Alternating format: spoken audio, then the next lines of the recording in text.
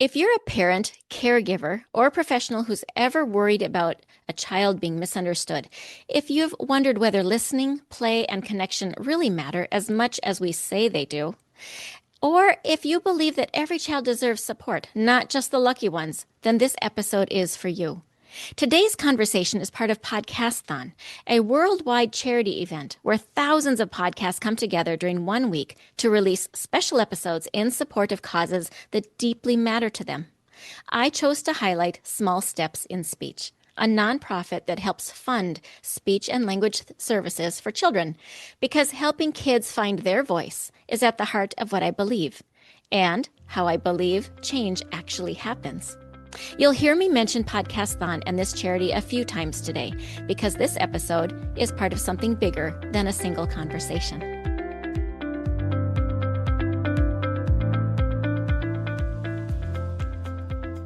Does your child have a speech-language delay and you really want them to talk?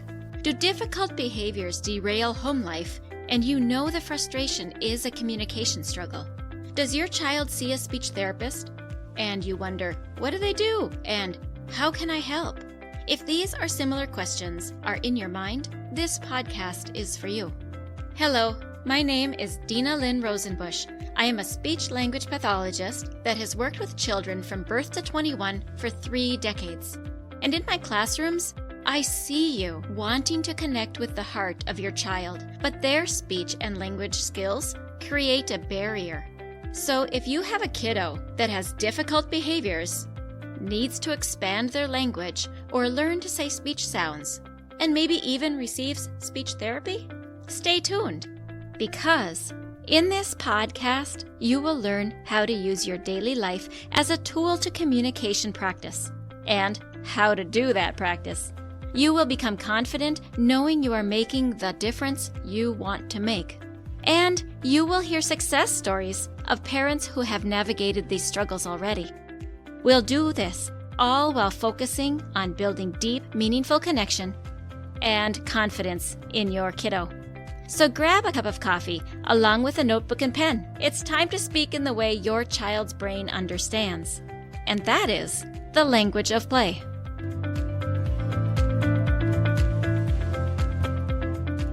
Hey listeners, today we will have a pause in our episode series titled When Communication is Hard. However, our theme of speech and language delays certainly does continue as we have a special episode today. Be sure to check the show notes as there are many resources in the show notes today. And now we will get straight into this pre-recorded episode. Before we go any further, I want to pause and widen the lens for a moment. At the Language of Play, we talk a lot about the idea that communication grows best through safety, connection, and everyday moments, not pressure, not performance, and not perfection. Play, to me, isn't just an activity, it is a mindset. It's how children feel safe enough to try, brave enough to speak, and supported enough to grow. That philosophy is why I chose Small Steps in Speech for Podcasthon. This organization was founded by Amand, a speech-language pathologist creating access through funding to speech and language support for children and families who might otherwise go without. In other words, when cost is the barrier, this organization helps open the door. When we invest in children early, we help them be understood. We're not just improving speech. We're strengthening relationships. We're reducing frustration. We're changing the trajectory of a child's life and a family's life. So as you listen today, I invite you to hear this conversation, not just as an interview, but as part of a bigger story, a global story of sharing beautiful missions, and a local story of hope when funding is a barrier for a family to get the help they need. We'll move between these layers today, and I will do my best to keep you oriented. Now, this podcast episode is part of Podcasthon. So during 7 days, thousands of podcasters worldwide support this charity event. Podcasters around the globe are releasing special episodes at the same time, each supporting a charity close to their heart. I chose Small Steps in Speech because every child deserves that voice. And this shared moment is what makes this episode a little bit different and extra special and extra meaningful. Now let's think about who we're talking to. And this is Amand-Berardi. She is the founder of Small Steps in Speech. It is a nonprofit she created in 2009 after the loss of her fiance, Army Staff Sergeant Mark Small, who was killed in Afghanistan. A speech language pathologist by training, Amanda transformed her grief into purpose, honoring Mark's belief that her work by helping children find their voice was worthy.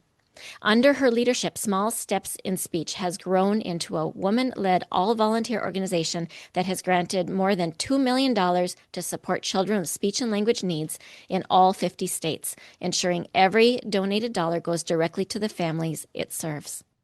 You'll hear more about Amanda's story, but I wanted you to understand the heart and leadership behind this work before we continue.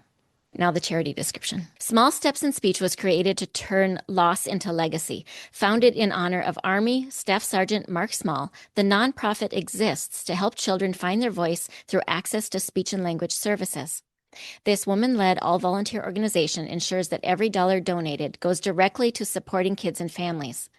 Having reached the $2 million mark in grants across all 50 states, Small Steps in Speech continues to grow with partners and donors who want to help even more children be heard. And that ongoing need is part of why this conversation matters right now. Whew, that was a lot of introduction. And now, thank you to you, Amanda, for being here on the Language of Play and for your nonprofit, your charity. So welcome. Thank you.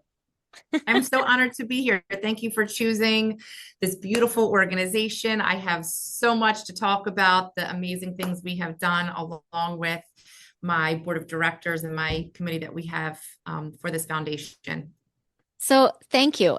Let's begin there. So tell us first, because we want to remember that, yes, Podcasthon's a good thing. Yes, Small Steps is a good thing, but I always like to learn about the person. So before we begin talking about some of the details of your organization, introduce us to you.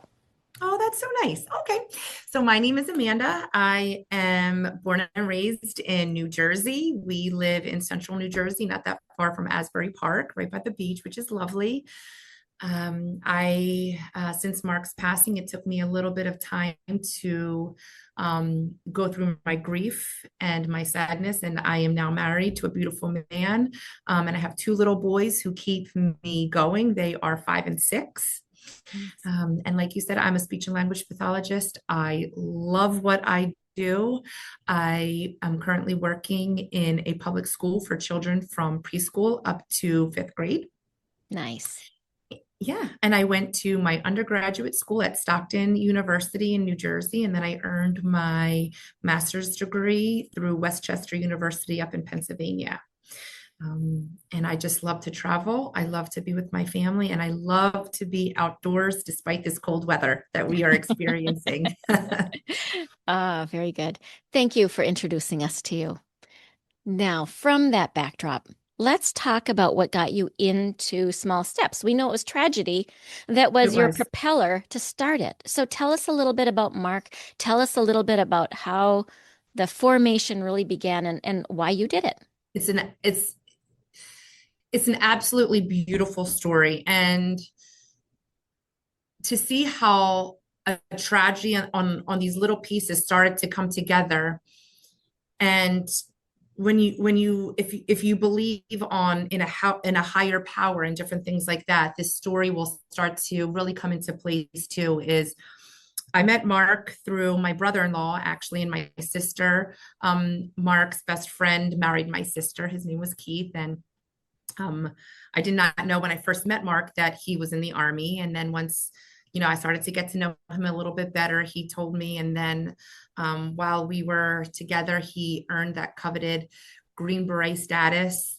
And while Mark and I were together, he was stationed in Fort Bragg, North Carolina. I was still a speech pathologist at that time.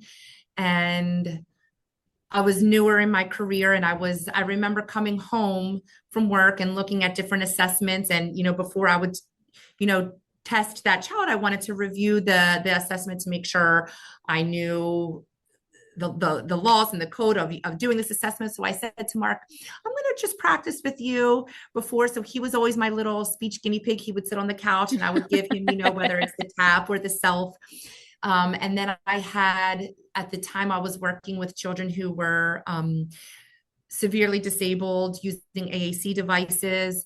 I was programming them on the couch, and Mark was very involved, always curious. So when Mark was in the Army, he was the medic. So he was the doctor. So he had a lot of questions, especially when it came to the neurology piece of children with speech disorders and the apraxia piece and the aphasia.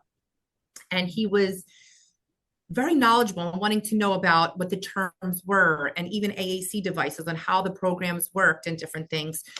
So we had our whole wedding planned, Mark and I. We had our wedding song, we had the date planned, we had everything planned. And Mark was deployed in January. And before he deployed, he said, my last name is Small. Your soon to be last name will be Amanda Small. And he said, I want you to stay home. I don't want you to work. I want you to start your own practice. Maybe when we have children of our own, you can back down from working full time and you could start your own practice. And he named my own practice Small Steps in Speech for my soon to be last name, representing Mark's name. And unfortunately, that day never came. Mark was only deployed for 3 weeks before he was killed in Afghanistan.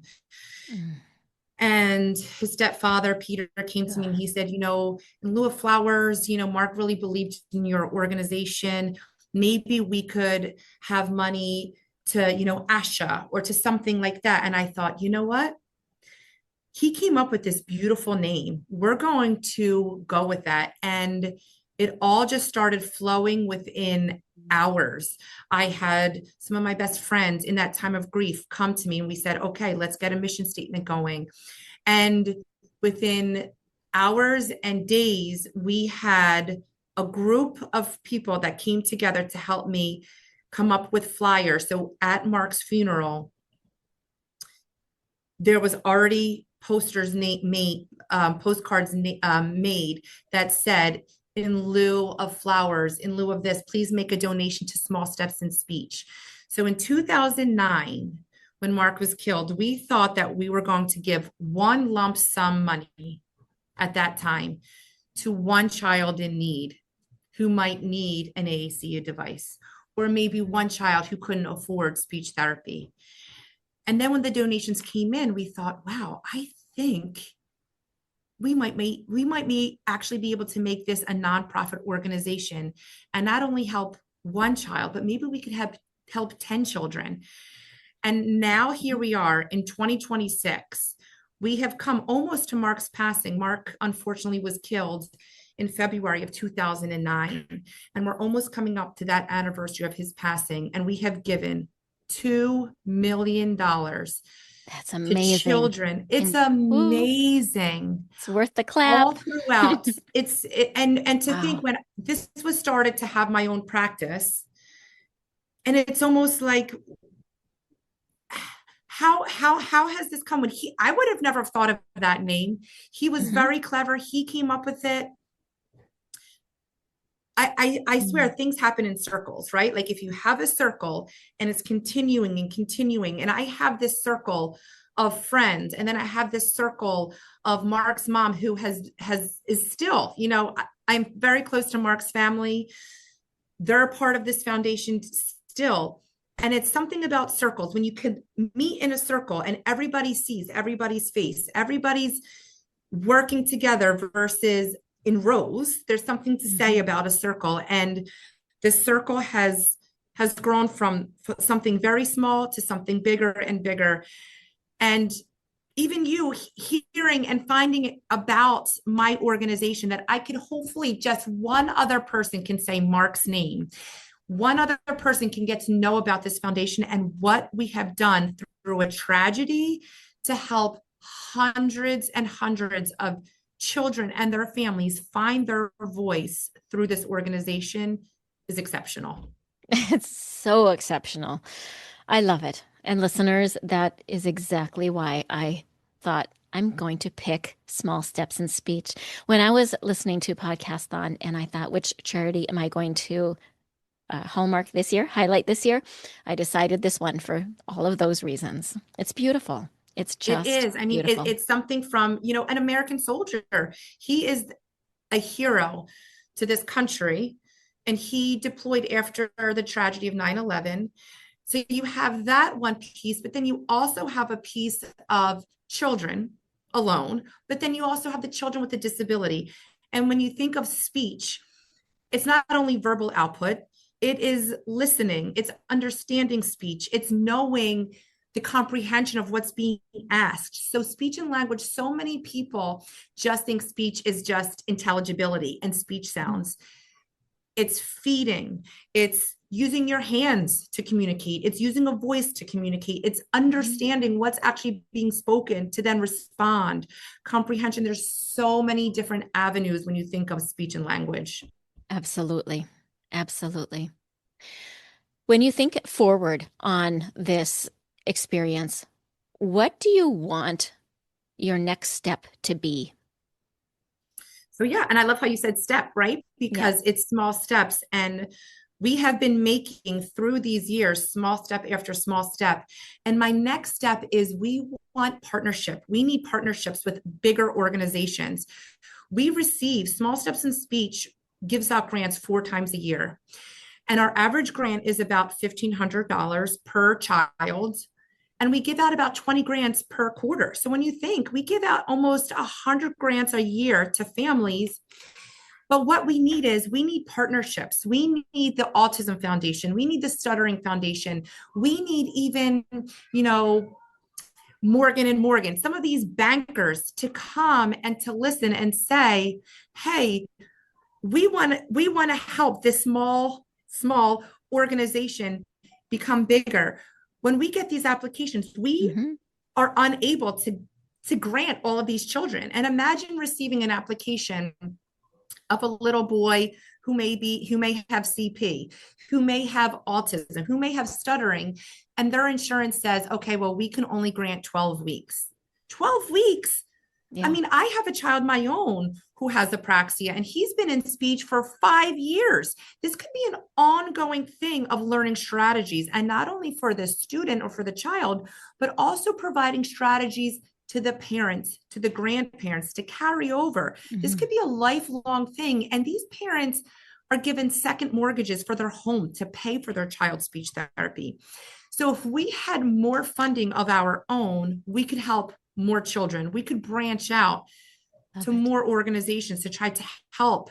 So that's where our next step is, to really partnership with other organizations, other nonprofits or other for-profits to try to believe in us that we could help more children. I love that.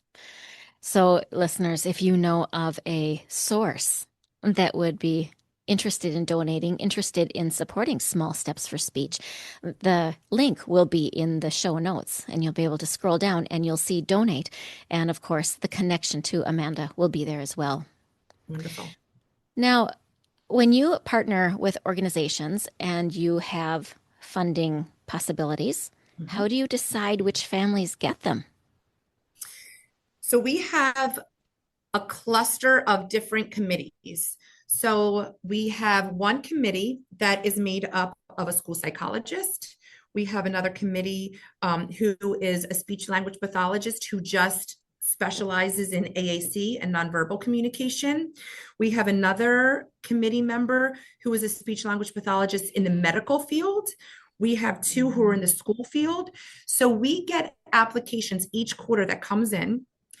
And on the application, if anybody is out there, I mean, this is free funding. There's really no catch. So if anybody is listening, please go to our website and go to the application page.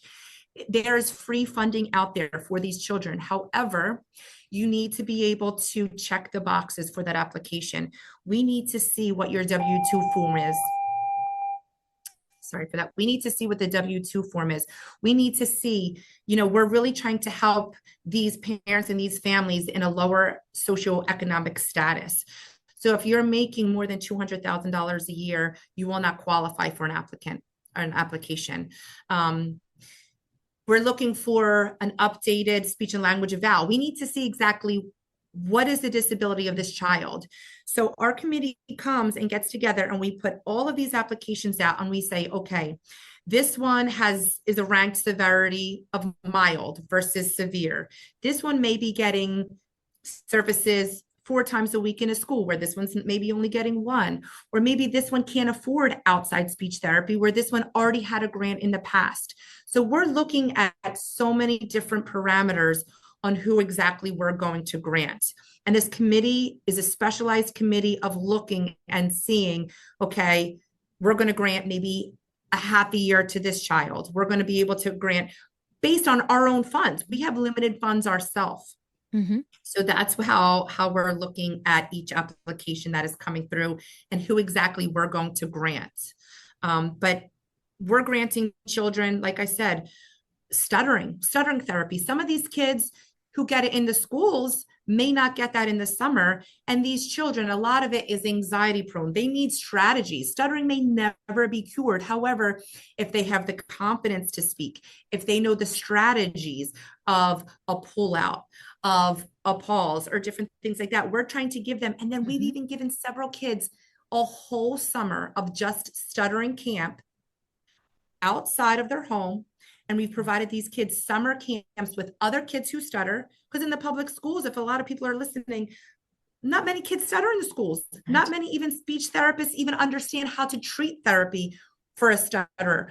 We're giving these kids for stuttering camps where they're staying and living with other children who stutter, with their peers, amongst their peers, so they don't feel different. So they feel amongst their peers on some consistency. And then they're getting strategies from a stutterer, strategies from a speech therapist. So we've actually given camps out for that as well.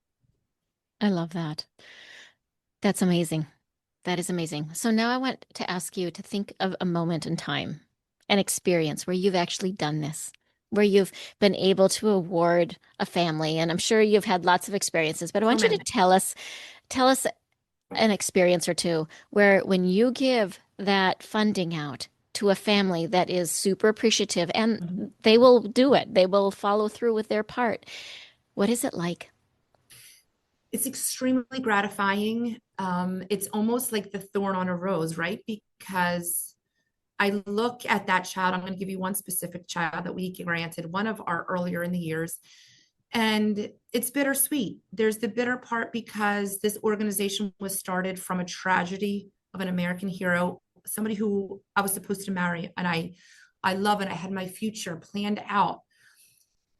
And then there's the sweetness of, when Mark died, if he was to look back now, almost 20 years later, which is so devastating, if he was to look back and say, wow, look at $2 million that I gave from my sacrifice to these children, would he want to come back knowing that he helped so many children and so many families?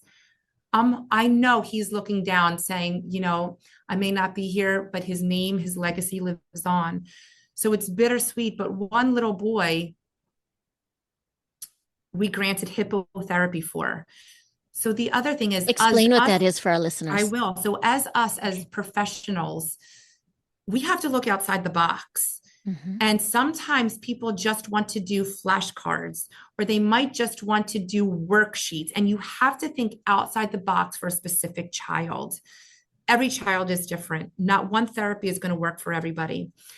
So this was a child, an applicant that we received, and he was nonverbal. And the parents have done traditional speech therapy. We granted this little boy hippotherapy, which means we paid for this little boy for almost 6 months to go weekly on a horse with the speech pathologist, walking alongside the equestrian and the horse with this little boy. A little boy who could never talk, who never had functional communication, was starting with a therapist saying, stop, go, touching the horse. And with the motion, the child started smiling. You could see the energy of just thinking outside of the box of traditional therapy with the speech pathologist teaching a child, stop, go, faster, slower, all of those key words. And he was laughing. And through a session to weeks to months, this child started speaking on his own. He started smiling, liking to go to speech therapy versus not wanting to go to speech therapy. So there was so many different types of improvement just by thinking outside of the box. This family would have never been able to pay for hippotherapy. Insurance doesn't cover hippotherapy.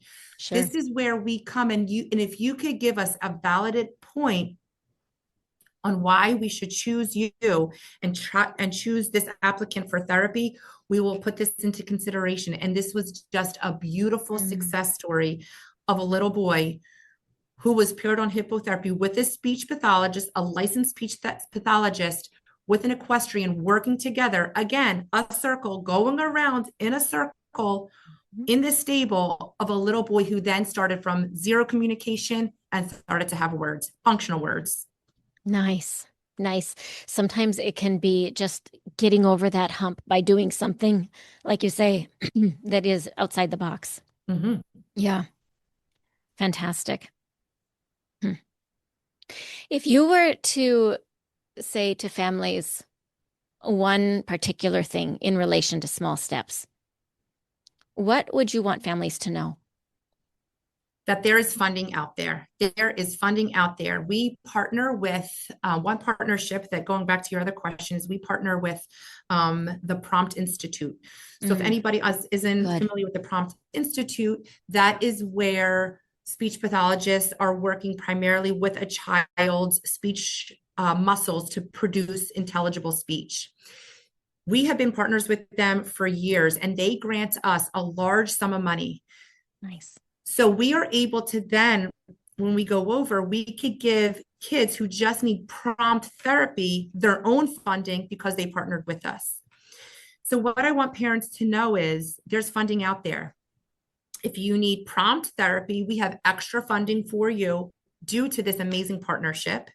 We're hoping to get partnerships from other avenues from autism, because so many of our grants are children with autism. So then if that did there, we could give children for autism their own bank of money. And then the children who just have speech or articulation or receptive expressive language funding out there. But what I really want parents to know is talk to your speech therapists, go to our website. Know that if you want outside speech therapy versus the schools, we can help. We can absolutely help, all in the name of a beautiful man. Wonderful. Now that leads me to one more question, or maybe more than one, because sometimes that happens. You said if parents want to get outside speech therapy outside the school, and you and I both work in the schools as SLPs, and tell the parents why they would want that. I think it's a great idea, but tell the parents why. Outside services.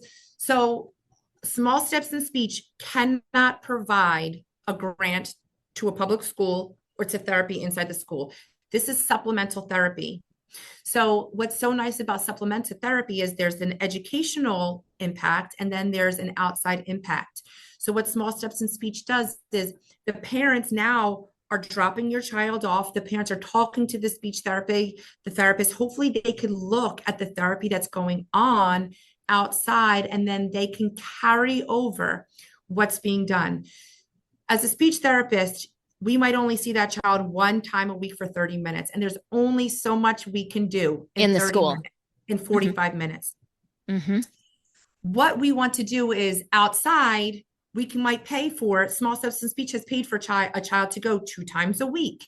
And maybe what we really want to do is urge the parent to look at your speech therapist. What are they doing that you can carry over in the home to reinforce periodically throughout the day to make your child more intelligible, have a higher level of comprehension? The speech therapist should be able to bridge the gap between home and therapy. And that's really what the takeaway is with that. I love that. Love it. Love it.